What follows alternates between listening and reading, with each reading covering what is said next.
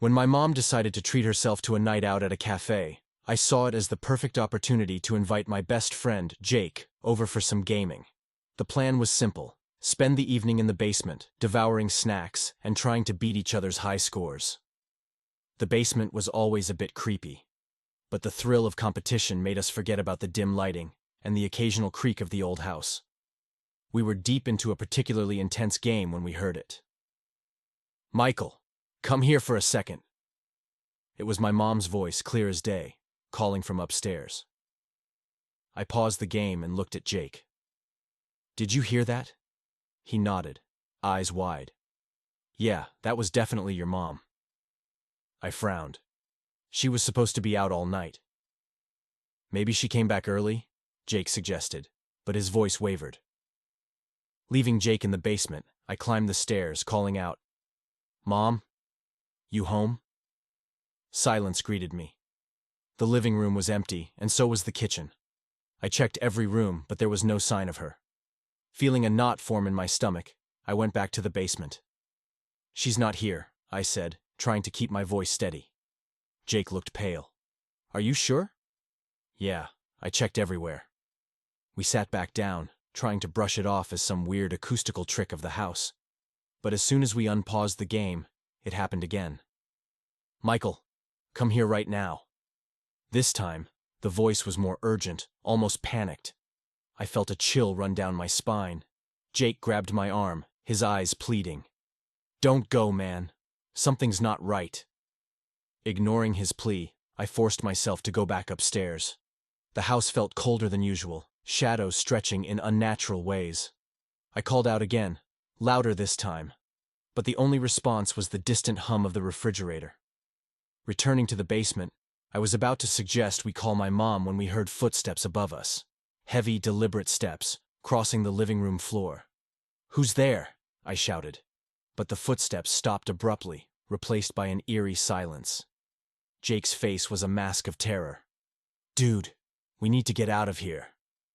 I nodded, heart pounding, and we bolted for the stairs. As we reached the top, the front door creaked open. We stopped dead in our tracks, breath caught in our throats. "Michael? Jake? What's going on?" It was my mom, stepping through the door with a concerned look on her face, a coffee cup in hand. Mom?" I stammered. You were calling us." She frowned, shaking her head. "I just got here. What are you talking about?" Jake and I exchanged horrified glances, and I quickly explained what had happened. My mom's face went pale. She set her coffee down and went to check the house herself, but of course, she found nothing. That night, Jake stayed over. None of us wanted to be alone. My mom slept with her bedroom door locked, and Jake and I stayed in the living room, too scared to sleep. When morning came, we tried to brush it off as a weird, inexplicable event. But the fear lingered, a heavy presence in the back of our minds. A week later, we heard the news. Mrs. Thompson, our elderly neighbor, had passed away. The cause was unclear, but they said she had been calling out for her son Michael in her final moments, a son who had died years ago in a car accident. The connection was too eerie to ignore. Had we heard her desperate calls that night? Or was it something else entirely? We never found out, and the house never felt the same again. Every creak, every whisper of the wind sent us back to that night, and the chilling realization that sometimes the voices calling out to us are not always what they seem. I never thought I'd be the type to freak out over being home alone. My parents had gone on their first weekend getaway in years, leaving me, a 16-year-old seasoned in the art of independence, to watch the house. It seemed like a simple enough task. Keep the house tidy, don't throw any wild parties, and make sure the dog is fed. The first night was uneventful. I binged on horror movies and junk food until I couldn't keep my eyes open any longer. Typical teenager stuff. By the time I crashed on the couch, the clock had ticked past 1 a.m. I was deep into a dreamless sleep when a faint noise jerked me awake. At first I thought it was just the dog, Max, moving around. But he was snuggled next to me, snoring softly. It took me a moment to realize the noise was coming from the kitchen. It sounded like something metallic clattering to the floor. Groggy but curious, I forced myself up, grabbed my phone for light, and crept towards the kitchen. As I neared the room, the noise stopped abruptly. I scanned the area with my phone's flashlight but found nothing out of place. Maybe it was just a trick of my sleepy mind. I shrugged it off and headed back to the couch, more annoyed than scared. As I settled back down, Max's ears perked up, and he let out a low, guttural growl. His eyes were fixed on the kitchen entrance.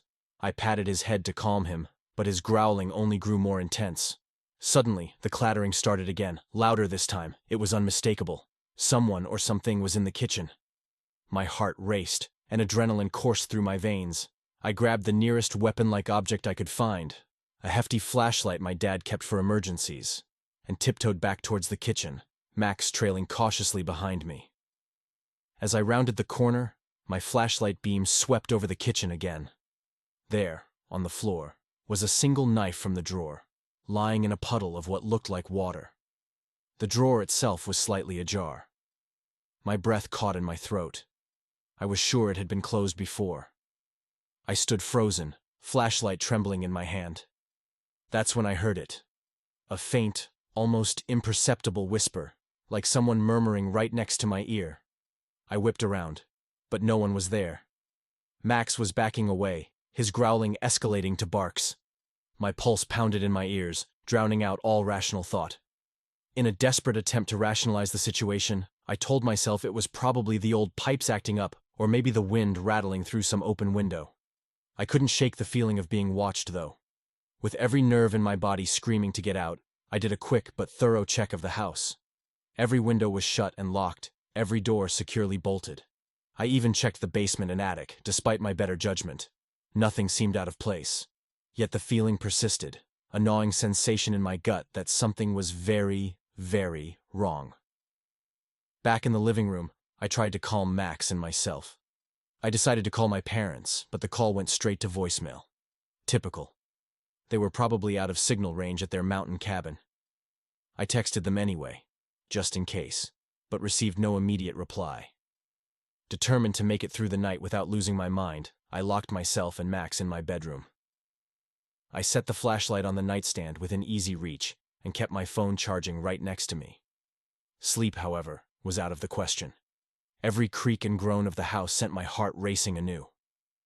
Around 3 a.m., just as I was beginning to drift off, I heard it again. The whisper. Only this time, it was unmistakably coming from right outside my bedroom door. My blood ran cold as I strained to make out the words. It was a soft, sing-song murmur, like a lullaby from a nightmare. I bolted upright, gripping the flashlight like a lifeline. Max was now whining and pawing at the door, his ears flat against his head.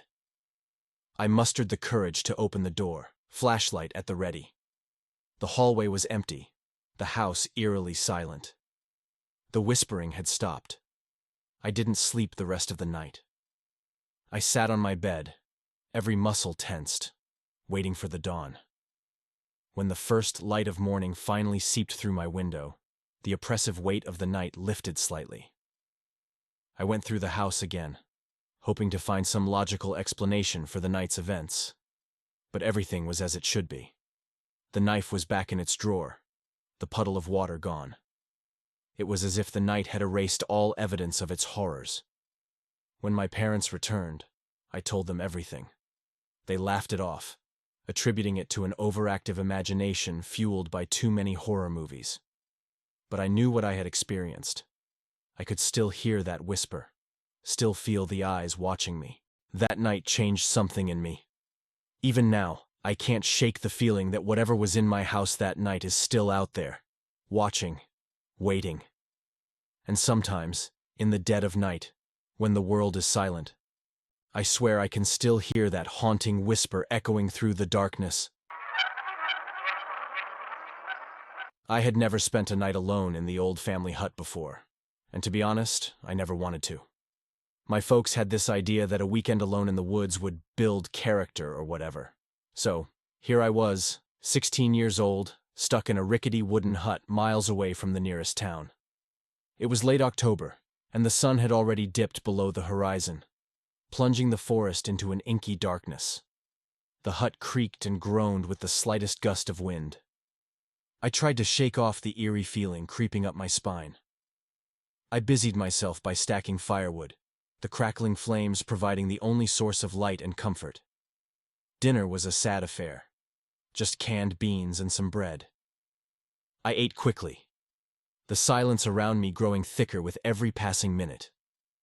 As the night deepened, I decided to read a book by the fire, trying to lose myself in the story. Every now and then, I glanced at the old clock on the wall, its ticking a steady reminder of how slowly time was passing. The forest outside was unnervingly quiet, save for the occasional rustling of leaves. Around midnight, I heard a sound that made my blood run cold, a faint, rhythmic tapping on the window behind me. I froze, the book slipping from my hands. My mind raced through all the possible explanations, but none of them made sense. Gathering my courage, I turned slowly to face the window. The darkness outside was impenetrable, revealing nothing. The tapping continued, sending shivers down my spine. I stood up, my legs trembling, and approached the window. My heart pounded in my chest as I reached for the old, dusty curtain. With a swift motion, I yanked it open, expecting to see some rational explanation. Instead, there was nothing. Just the dense, oppressive blackness of the forest night. I stood there for a moment, staring into the void, my breath fogging up the glass. As I backed away, the tapping started again, but this time it was coming from the front door. Panic set in. I grabbed the fireplace poker, holding it tightly in my sweating hands. The door rattled as if someone, or something, was trying to get in. I thought about calling my parents, but there was no cell service out here, and the landline was dead. The door shook violently, and I knew I had to do something. Mustering all the courage I had, I crept towards the door, my ears straining to catch any hint of a voice or movement. The rattling stopped abruptly, and an eerie silence fell over the hut. I pressed my ear against the door, holding my breath. Nothing. Reluctantly, I unlocked the door and swung it open, the cold night air rushing in. Again, there was nothing. No sign of anyone or anything that could have caused the noise. I felt a wave of relief wash over me, thinking it must have been some animal. I closed the door, bolting it shut, and returned to the fireplace. But the sense of unease didn't leave me. I tried to convince myself that it was just my imagination playing tricks on me. But the feeling of being watched was overwhelming.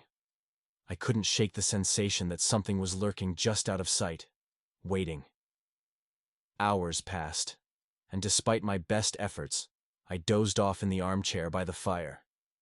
I woke with a start to the sound of footsteps on the wooden floorboards. My eyes darted around the room, but there was no one there. The fire had died down to embers, casting a faint, flickering light across the room. The footsteps continued, slow and deliberate, moving closer. My heart pounded in my chest as I gripped the poker, ready to defend myself. Suddenly, the footsteps stopped, and a chilling voice whispered my name. "David!" I spun around, swinging the poker wildly, but hit nothing but air. My pulse raced as the voice echoed through the hut, mocking and sinister. "David, come out and play." I backed into a corner, my eyes wide with terror. The voice was all around me, closing in. "David, you can't hide." In a blind panic, I rushed to the door and flung it open, sprinting out into the dark forest. The cold air bit at my skin as I ran, branches scratching my face and arms. I didn't know where I was going, only that I had to get away from that voice. I don't know how long I ran, but eventually I stumbled and fell to the ground, exhausted and terrified. I lay there panting, listening for any sign of pursuit.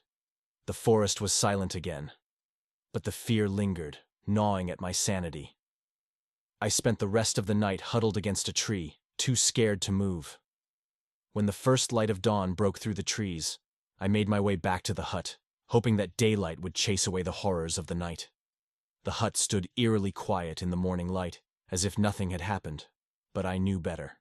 I gathered my things, refusing to spend another minute in that cursed place.